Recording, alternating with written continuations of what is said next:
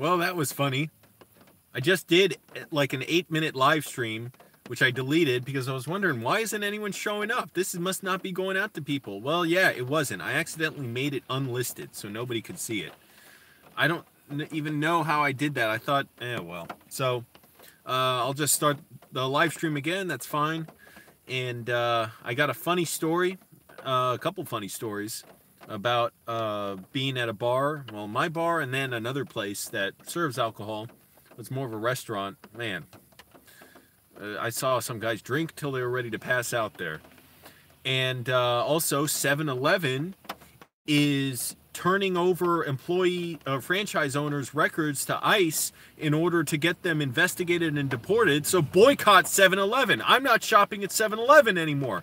Welcome, 7 people. I just did a live stream for like 8 minutes and I was wondering why literally no one showed up. I thought YouTube's not sending this video out. Turns out I made the video unlisted so nobody could see it. What the hell was I thinking? Nastar, hi, I'm doing well. I was reading about 7-Eleven turning over franchise owners' information to ICE, Immigration and Customs Enforcement, to get them investigated, arrested, and deported, and to seize their stores. Because 7-Eleven can use that if the store is not performing well, and also if they think an employee is not able to work legally in America, which who cares about the laws? The laws are terrible. They should be lobbying to change those laws. And some 7-Eleven franchises are trying to fight this from the corporate level. They worry that if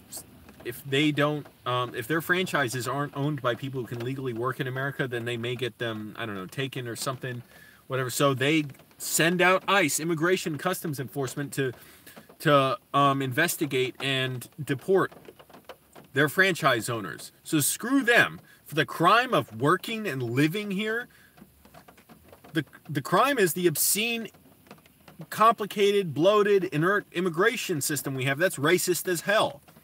That's a form of trying to keep America a white ethno-state.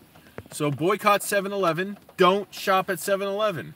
As a little form of protest, I pulled over here because I noticed a Mexican food truck on the side of the road. I thought, I'm going to go eat at that. I had a nice conversation. I practiced my Spanish. Even though my pronunciation's really good, the lady could tell Spanish is not my first language, because sometimes a little moment of hesitation when I have to understand things. But it was really nice. We had a good conversation. And I got 2 tacos.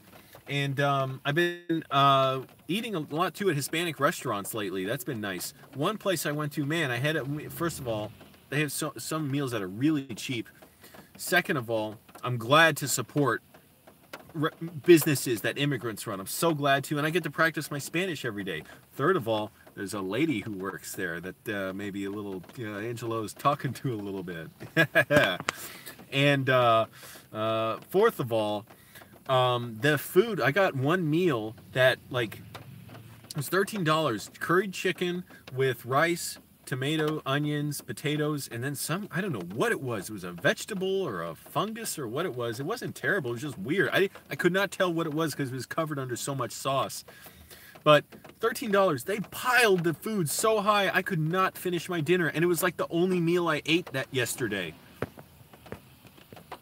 I don't know, the 7-Eleven on Wilson has a new coffee and drink station. It's awesome. You can make cappuccinos and everything cheaper than Starbucks. Don't bother. You can get coffee at other places. Go to small immigrant-run businesses to get coffee. Don't go to 7-Eleven. You're supporting that corporation, and I can't blame people for it, like, because you're right. Yeah, it's convenient.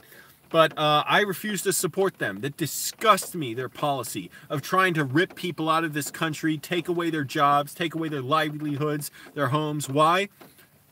They didn't get a form filled out, essentially, that the government was holding. That's what our immigration system is. We could just okay, as a matter of record keeping. Okay, you're in the country, here you go, signed your papers, you're here, you're documented, you're legally.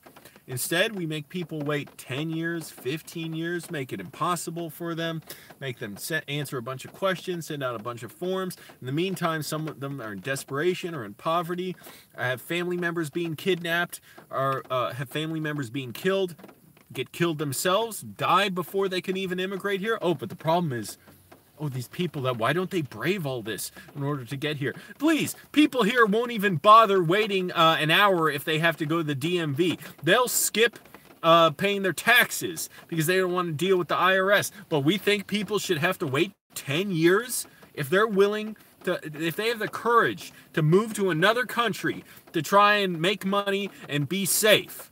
Screw that. Piss off, 7-Eleven. Greedy bastards. Oh. Get so mad thinking about it. This Hispanic restaurant I went to, by the way, they have tea for $2, and they have like green tea from other countries like Bolivia and stuff. So I'm like, hey, that's a good deal. So I just go there and drink tea. Okay, so here's the funny story why I titled this video, "This is Doodoo." I was working last night at my bar, at my job, and a bunch of people were playing pool. This old guy was playing with this younger woman. They probably knew each other, I think. And so funny. The older guy, he broke, meaning when all the balls are lined up, he took the first shot.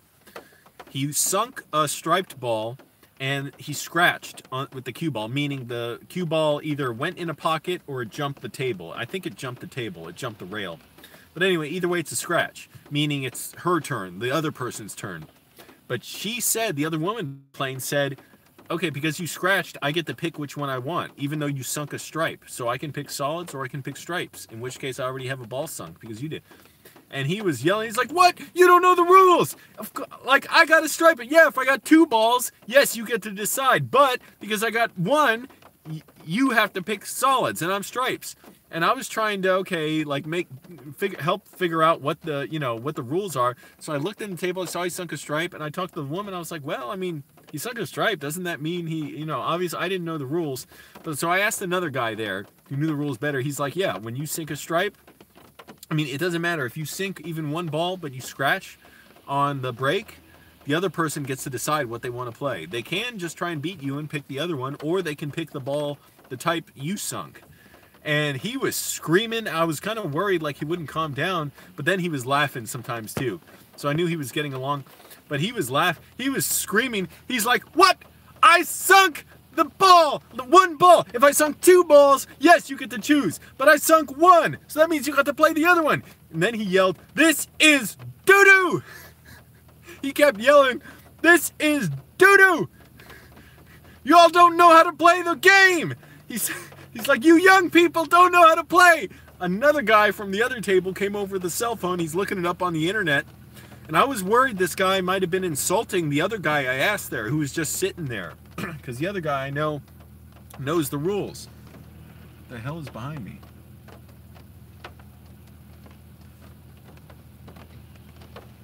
Oh, it's like a car just... It's got his hazard lights on. Weird. I'm just trying to watch what's going on. It's creeping me out because it's the middle of a busy road. And I'm in a parking spot. There are cars parked all up in front and behind me. And there's another car stopped. What the hell is going on? Anyways. Okay, I don't know what's going on. So I'm just going to ignore it, even though it makes me uncomfortable. Maybe he thinks I'm going to leave. I'm not leaving. Anyway, so he was yelling, this is Doodoo! Another guy walks over, and I was worried, like I said, he was insulting, kind of insulting the guy. He's like, this is stupid, but the other guy was getting along with him. I was worried he would try and fight him. But he was like, yeah, he's like, that is stupid, you don't know the rules. And the other guy's like, uh-huh, yeah, sure, okay, well, she can pick what she wants. She can try and beat you with the solid balls. Other guy walks over with his phone, shows him a website that says the rule that, in fact, the woman was right, that she gets to decide which set of balls she wants to play. And then he was real quiet. He was so quiet. He yelled again, this is Doodoo! You young people can put stuff on the internet, you don't know what the rules are! So anyways, 7-Eleven too. They are Doodoo for what they are doing. Now, another story from the Hispanic restaurant I went to. Man, some of the guys there were drinking. Well, one guy, no, he wasn't too bad. But he said he was a carpenter. He started talking to me because I was reading a book. He asked me what I was reading. He asked me what I'm looking for. It was weird. I was like, is this a question that's like means something else where you're from? Because you generally wouldn't ask someone like, oh, that might be the taco truck. I don't know. Behind me. Yeah, it might be the taco truck. I don't know. Like getting ready to leave or something. I don't know. This is so weird. Oh my goodness, I'm worried there's going to be an accident. Let's see what's going on. Yep, that's the taco truck. All right, good deal. Yeah, I was worried it was some stalker waiting for me to leave. Nope, just the taco truck. El Encanto Latino. Anyways. So, what the hell was I talking about? Uh-oh, now they all stopped. And a cop stopped right next to him. The cop has stopped. The cop's telling the truck driver to move. Now the cop left and the truck driver left. Fuck, that was creepy. Yeah, what the fuck was the taco truck doing? Anyways. Yeah, so the guy calmed down and, so at the Hispanic restaurant, this guy, and his voice is like, it was almost like Michael Wincott's voice, if you know Michael Wincott, the actor, like really raspy, to the point where I couldn't understand a lot of what he was saying. It was like, he was talking to me, he was kind of drunk. I said, how many drinks have you had? How many beers have you had? He said 8. The server talked to her a little bit later, she's like, he's only had 3. But he was kind of drunk, and he was just talking weird stuff. I couldn't quite understand what he was saying. But he was being nice generally. And then sometimes he would start yelling, and the server would say, hey, man, stop yelling. And I said that too, stop yelling. We're talking in Spanish, keep in mind. So some stuff I just couldn't understand. I couldn't even understand the sounds he was making. He said he was a carpenter. I said, do you like what you do? He's like, yeah, I love it. And again, he was asking me what I'm looking for. I'm like, what does that mean? Like to you, I understand it means something like, what am I looking for? Well, I came here looking for food, but I said, okay, I'm looking for money. I'm looking for work. I'm looking for food. Like, I'm looking for ultimately a house to live in. And I'm trying to make movies. That's why I'm reading this book. It's on screenwriting. I don't exactly understand what he's asking. Shouting foodie to illustrate someone else is shouting doodoo. Maybe they're seeing you and thinking, I don't know. Anyways. Got 20 people in here. Cool. Click the like button. Helps YouTube share the videos. But this guy, it was funny. He was talking with the server, too. Like me and the server. And he was saying something about the blood running from our heart or whatever. This cop keeps making a U-turn, man. It's scaring me here. And, so it's distracting me, man. What's he doing? Is he going to turn around and stop me? No, he's just going down the street.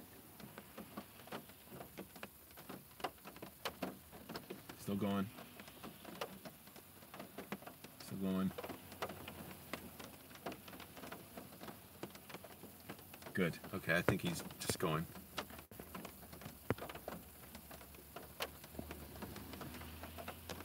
Anyways, the guy was talking to me and the server, and he was saying something, I couldn't tell exactly what he meant, but he was talking about blood that flows from the heart.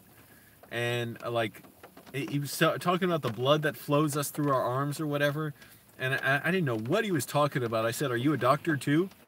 And he stopped, he laughed so hard, he started laughing, and I think the server was laughing a little. Eventually, he got up and left, and he started slamming his hand on the table and punching me in the arm. I kind of wanted to stop him, but I'm like, look, stop, just stop it. I just stuck my hand, shook his hand, and he walked away. Some other guys got wasted next to me on wine. Anyways, point is, while at the Hispanic place, it was nice, and I'm glad to support immigrant-run businesses because the threat of deportations, the hate that's spread. By the way, you can't just deport people and not try and dehumanize them. and try and belittle them and ignore them. That's how most conservative news outlets talk. They don't even bring to them. It's like the only person who's victimized in this country is Donald Trump and maybe Sarah Huckabee Sanders and maybe a few other white conservatives. That's it. There's no other victims in this country. Nobody else has any problems. If they do talk about it, they talk about how our white children will be in debt because of all the debt we're running up in this country. But that's about it. They don't seem to think the existence of immigrants, of Hispanic people, Arabs is valid. They don't seem to ever talk about it. These losers like Gary McNamara and Eric Harley on Red Eye Radio, which not many people listen to, but I listen to late at night. They're always going on about, we talk about the substance of the issues. The substance. They cannot, they're like so, they are so scared of touching this issue of, well, what happens with immigrants and deportations. One time they just flat out just ignored, just brushed it off. It's like they just circle it, you know, like they're scared of fighting and they run away and they say, well, we handled it. We handled the problem. We handled this issue, the substance of the issue. They were talking about immigration and the treatment of immigrants at detention camps. And they were reading how somebody was saying they're treated badly. And they just, one of them said, no, they're not. And that's it. They just moved on. Like it didn't even matter. These guys can't stand the existence of immigrants, the existence of sanctuary cities. They never address the fact that people who report crimes in sanctuary cities know they can do so because they won't have their information run through immigration. So, like, say a woman is being beaten by her husband, she can report it to the police without fear of deportation. In other cities where that isn't happening, where you don't have sanctuary protection, when she goes to court, they have her information. That's another big payment for the corporation that will detain her and deport her from the government that has a contract with that corporation. They turn her information over to ICE and they arrest her too. And that's happened. Women who have reported their own abusers get victimized again by being arrested and deported. But but these guys scream. Gary McNamara and Eric Harley scream about how these liberals, they don't even care about protecting Americans. They support criminals. Well, what exactly is the support for criminals, and where's the support going? Because it seems like you guys support criminals because you don't want people to be able to report on crime in cities where they don't have sanctuary protection for immigrants. So obviously you want criminals to be able to abuse people and victimize them. So these guys don't care. But see, the trick is the code you have to crack to understand a white racist conservative is Hispanic people, immigrants, are not human. Their existence does not have any weight with them. Their existence counts for nothing. So if you say that happens, it doesn't matter. And all they can say is, well, they broke the law by being here in the first place. So there's no you cannot deport people without dehumanizing the people working at the taco truck I just went to, or at the Hispanic restaurant I went to, or the drunk guy who was punching me in the arm, or the other guy who was passing out, or the people who run those. You cannot do that without, like Trump using the image of a serial killer, a Hispanic serial killer who was deported and came back here, without trying to use that image, the color of his skin, to try and put fear in people of other immigrants you see. You cannot do that because people have to support a system in which they're ready to detain and deport people, children, families for being here without documents. And by the way, they do it for children. They expect children to go into court and defend themselves in court, even though they have no idea what's going on in immigration court. That's absolutely true. 5-year-olds, they put on the stand and try and get them to, without their parents, to provide their own defense in immigration court. And some of the judges are appalled by it, but the judges kind of are part of the system. And I mean, some have said, it's appalling. There have been secret recordings coming out of just mass trials. And people act like, oh, that's not racist. There's nothing racist. This is very non-racistly enforcing laws which overwhelmingly destroy only brown people's lives. Makes me so fucking pissed off. Anyways, what are people saying? Drugs? No thanks.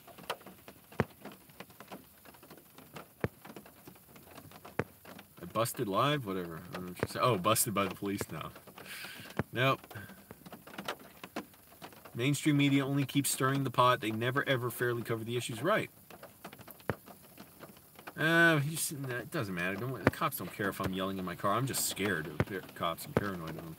But, you know, probably not going to... But what does he care? Ultimately, I have to realize, what does the cop care if I'm sitting here in my car? I'm not doing anything illegal. Doing something, you know, wholesome and good.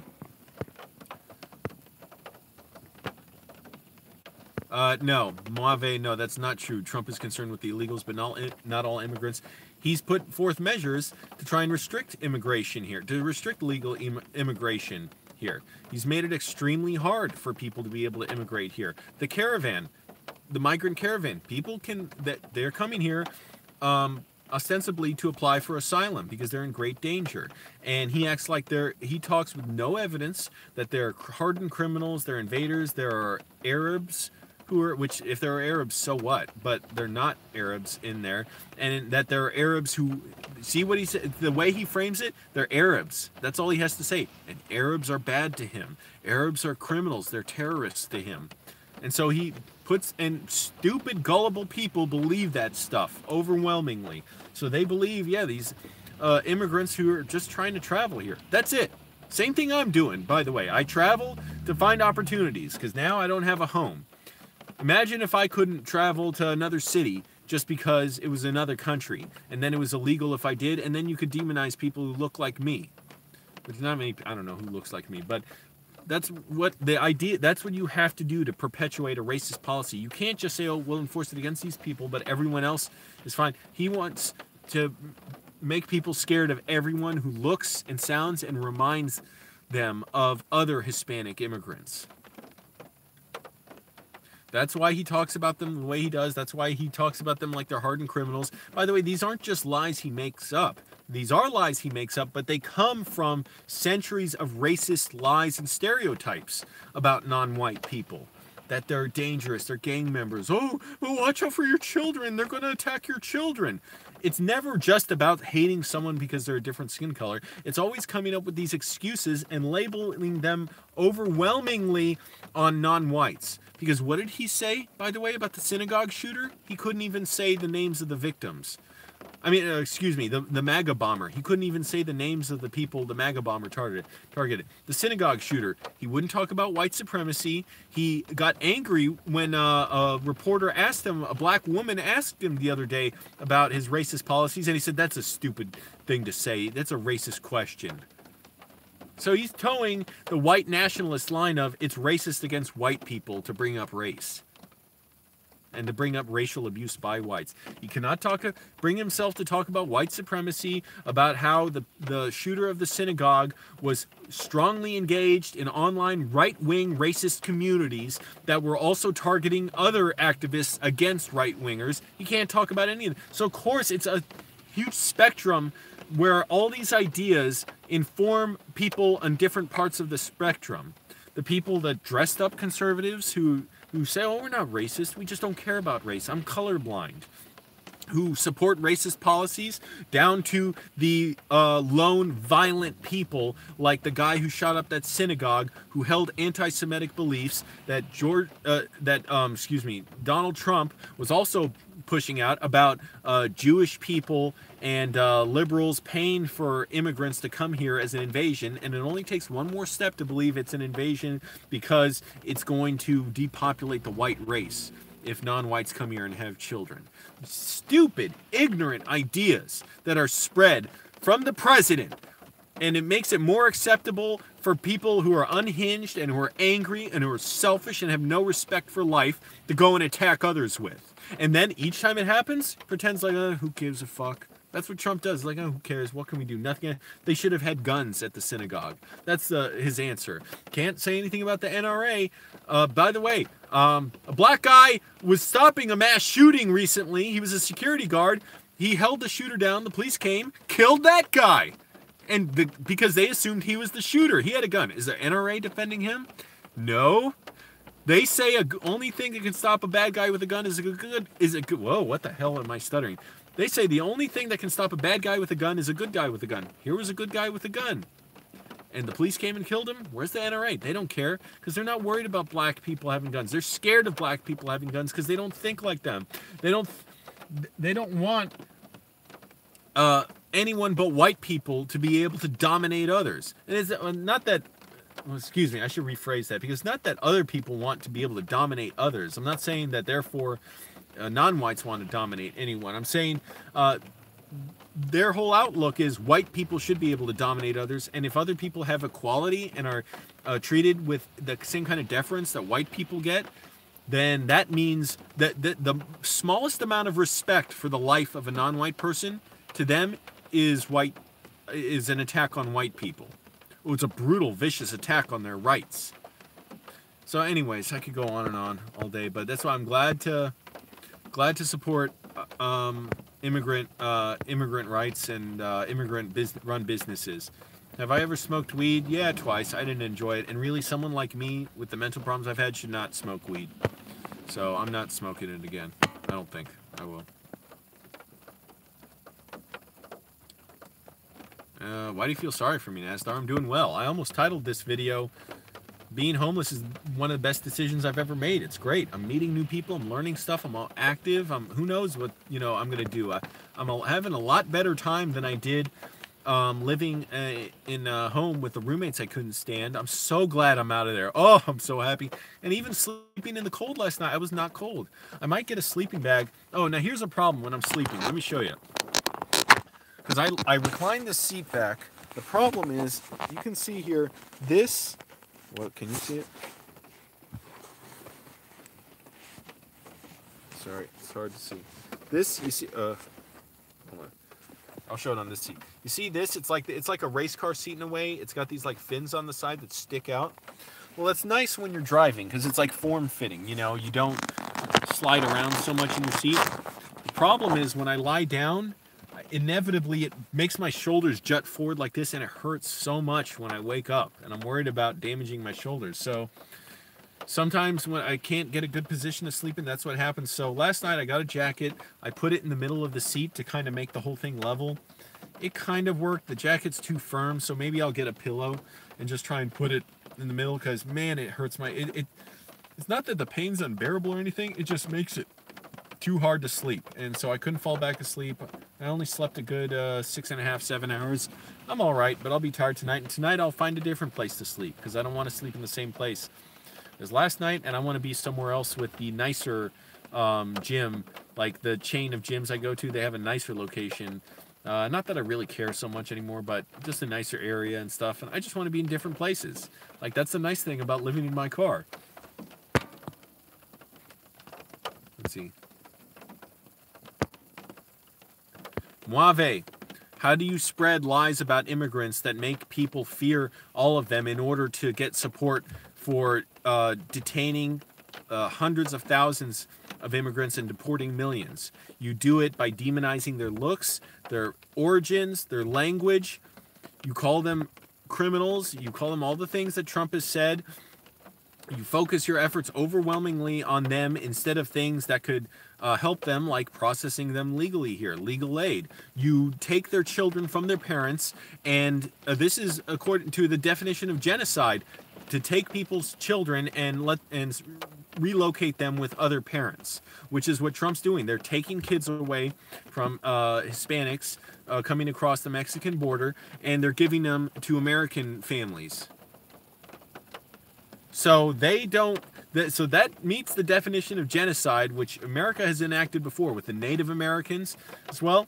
And he's making it like Stephen Miller has made proposals to Trump to make it harder for people to legally immigrate here. So it is about immigration. And by the way, how do you destroy someone's life overwhelmingly who look a certain way and target them for the looks and tell racist lies about them that come from centuries of racist lies, like Hispanic people? I don't like repeating them, because after a certain point you know the lies. I don't want to repeat them to make them sound almost more acceptable or glamorous if I keep saying them over and over, like these will be in your head. They're racist lies that people have told about Hispanic people and Mexicans. Let me get my engine running a little bit just so my battery doesn't die, because my battery's running on the car. but tell racist lies about them for years and years, as Trump has done. And then when people try and fight for the rights of immigrants here, say that they're lawless, they're criminals, they're gang members. Why would he talk about the migrant caravan like they're gang members? They're hardened criminals. He said they're potentially Arabs, which what's wrong with Arabs being there? But there aren't Arabs, because that's ridiculous. And here's the especially racist part. It's based on nothing. He's basing it on his own racist lies that he believes, that that he grew up with, and that he's learned all his life. That's where that comes from. There's no evidence that there's hardened criminals in the migrant caravan that's approaching the Mexican border with America. None. He's putting the military there to stop them, all in an effort to say, hey, we're bolstering our military, we're going to protect our border. There's nothing to protect from people who just want to move. But that's how you create a picture in people's minds, so they have a story in their head that immigrants are dangerous and that they're going to come here and hurt them. And people talked about how they're afraid that MS-13 is going to take their summer home. MS-13 has become a code word for immigrants with Trump, because when he was talking about them, remember he said they're animals. He wasn't asked directly about MS-13. That shows the association in his mind. He was asked about immigrants, and then he made it about MS-13. He kind of played his hand there. That's exactly what he wants to do, is get people associating Hispanic immigrants with criminals. That's the only way you can maintain a policy that he does, and that Obama did too, even though Obama certainly spoke better about immigrants.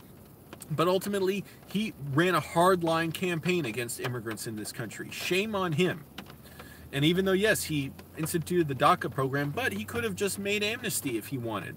Instead of putting them in the situation that ultimately a right-wing racist like Trump would put them in now, where now the DACA recipients not only don't know about their legal status and if they'll be able to keep it, and they're now registered with the government. So if the government decides to deport them, even if they're legally supposed to be here, ultimately it depends what the government, what ICE wants, the Immigrations and Customs Enforcement wants to do. So screw them. Hey, you want legal immigration? You don't want illegal immigration? All right. Pass an executive order to give amnesty. He can do that. And then after that, change the laws so it's much easier to immigrate here. Hell, just fill out a form. Fill out a form like at the DMV when I need an address change, which is a pain in the ass to do right now. Fill out a form, you're done. No problem. And even if you don't, have humanitarian aid at the... By the way, why would the Border Patrol be destroying the supplies that No More Deaths, the organization that is set up at the Mexican border with America in the desert? They leave food, water out in the desert for people who cross the border to come here, which they absolutely have the right to do. They should be able to do. The law is racist and cruel as hell. There's no use in such a law. Why, if it's not a racist policy, and if it's not about racism, why would the Border Patrol destroy, we've seen it on video, destroy the water, like cut the water jugs open, pour them out, and try and arrest people for providing food, which they've done to No More Deaths volunteers. Arrest them and put them in court for federal charges for helping immigrants. And they have also locations set up like tents to give them legal assistance, to give them food, to give them clothing. Why would the Border Control constantly put them in jeopardy over that? I don't get it. Why would a law make it impossible to be able to help someone live by literally drinking? We feed prisoners. We give prisoners water. We give prisoners clothing. And yet these people don't deserve it? The people crossing the border who just are trying to move here? They don't deserve it? Oh, that's not racist? So, in other words, there's nothing racist. There's you could destroy people's lives, you could beat them, whip them, nothing racist about it. Look at the law, it's just the law. Pull up the law here, look at all the laws. You don't want to violate the law, do you? Screw you! Can't live in my mom's house. I've talked about it a bunch of times, just look in the other video. Yeah, she doesn't want me there and I wouldn't be there. Yeah, lies that Fox News and his advisors like Miller tell him too. The cruelty is the point. That's exactly it. That's exactly it. The point is to be cruel. There's no benefit for Americans. By the way, so we lose the relationships we can have with people. We've lost business owners who've been deported. Families have lost the head of their household and end up getting welfare benefits and food stamps, so we all end up paying for that. Deportations cost something like $11,000 per person. We're all paying for that.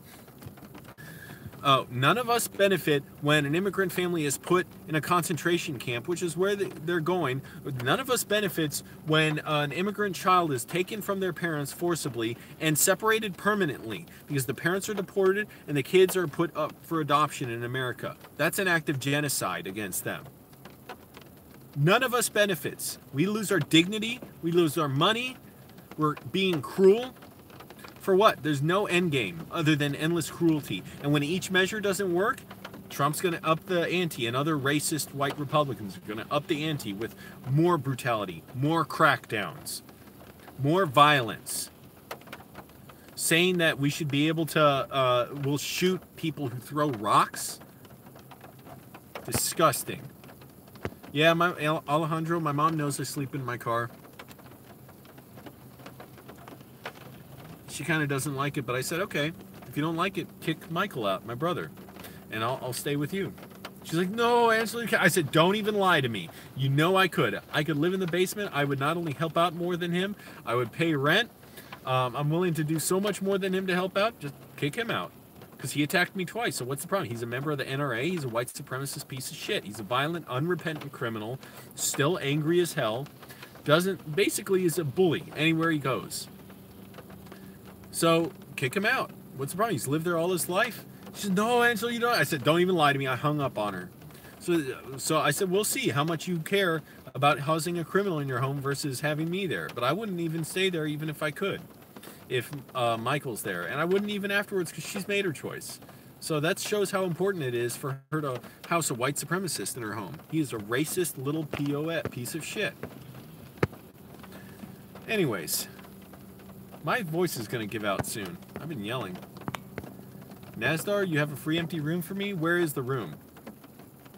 By the way, I do have another offer of a home. The person has not been able to get back to me for a while, who was offering a room in her home because, well, I just won't get into the story, but she's very nicely, got back to me. I said, no problem, no rush, because she's been very busy with something. I says, no issue at all. I'm doing fine. Don't worry about it.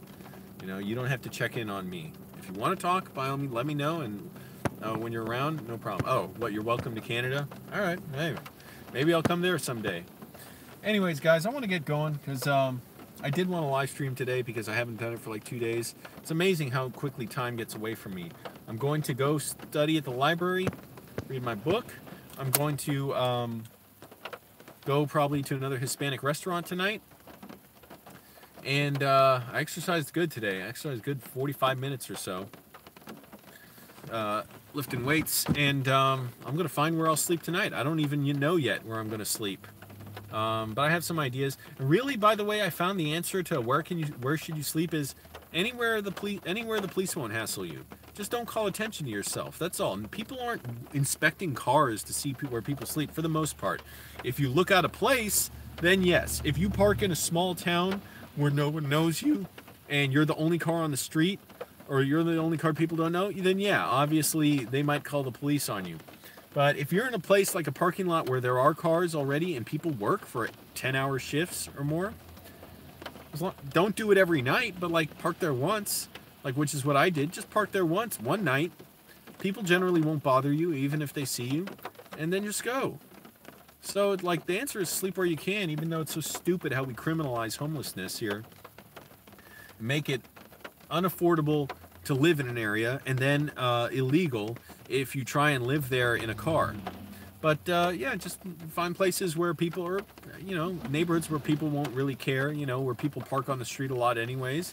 Just don't call attention to yourself. The bad thing for me is I sleep so late, so that makes it a little bit harder not to get attention, because it's better if you go to bed early, get up early. But what I'm finding, no one's bothered me yet, so I'm doing fine. The thing is, again, I got to get another pillow. I might get it from my mom's house, because these seats have these, it's like kind of wings on the end. And the problem is my shoulders are on here, and they jut forward. It hurts, man.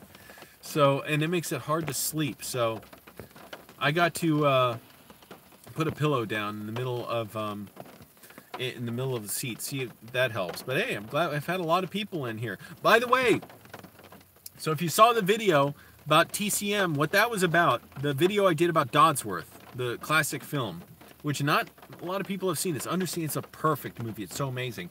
Turner Classic Movies is having a contest for their 25th year on air. They're going to pick 25 fans to go on the air with Ben Mankiewicz to introduce the movie that we talk about. And so people, they say, put up your videos, and they're going to pick 25 fans. So that was my entry into the contest. So I'm hoping I get on the air with Ben Mankiewicz in Atlanta, Georgia. That would be really cool. And I love this movie, Dodsworth. That's why I did that video. By the way, it was so short because it had to be under 90 seconds for the contest. So, I filmed my mom doing it. I thought maybe she should be the one to go on air, but she did so bad at her version. We did over 40 takes of it, and I just said, forget, I'll just do my own. I'll be the one who does it. And I hope I win. So I don't know, who knows? There's lots of other people entering. There's other good entries too, by the way. Thanks, guys. But anyways, that was my entry to go on Turner Classic Movies, which I love that channel, and watch Dodsworth. And TCM is where I learned about Dodsworth in the first place. They played it on the Essentials. Saturday night they play like their essential movies, and I believe Alec Baldwin was the one who was introducing it with Robert Osborne. It's an amazing, amazing movie. So good. Oh my goodness, it is timeless and so powerful. But that's why I put up that video, and I made a real big point of doing that. I was up at my mom's house, putting together my computer. It was such a hassle doing it at her house at like 3 in the morning, 4 in the morning, just to put up that one video. And even then I kept making little mistakes on it. I kept re-rendering the video.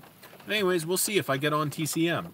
So now's the perfect time to do it. Now that I'm kind of free and I'm saving money, and that'll be awesome to do. But who knows, they may pick 25 other people who are very good. So who should be on and introducing a favorite movie of theirs. So that's really cool. So anyway, support TCM.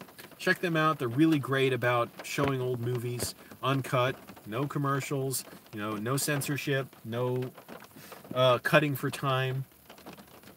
So, and in the best presentation possible. So anyways, that's it. I'm going to go study. Thanks for watching, everyone. Boycott 7-Eleven. They are turning over people to immigration service for deportation. None of us benefit from that. We all benefit from having our immigrant neighbors here, having relationships with them. Go support an immigrant-run business. Go to a restaurant or whatever else. What other businesses are there other than restaurants? I'm trying to think now. Dentist office or whatever, a little store, a little convenience store, whatever the case. Boycott 7-Eleven. Do not shop there. I'm not shopping there anymore, at least until this policy completely ends. Hi Giselle. Yeah, it's a hard place for Mother to be in. I love her. Please say hi to her for me. Hope you find a place soon. Well, I don't know if I'll be finding a place soon because I'm enjoying this. I almost thought of titling this video, going homeless is the best decision I've ever made. Not the best decision, but it was a great decision. I'm really enjoying it. So anyways, thanks guys. Keep watching, and boycott 7-Eleven. Don't shop there. Support an immigrant-run business. All right. Bye.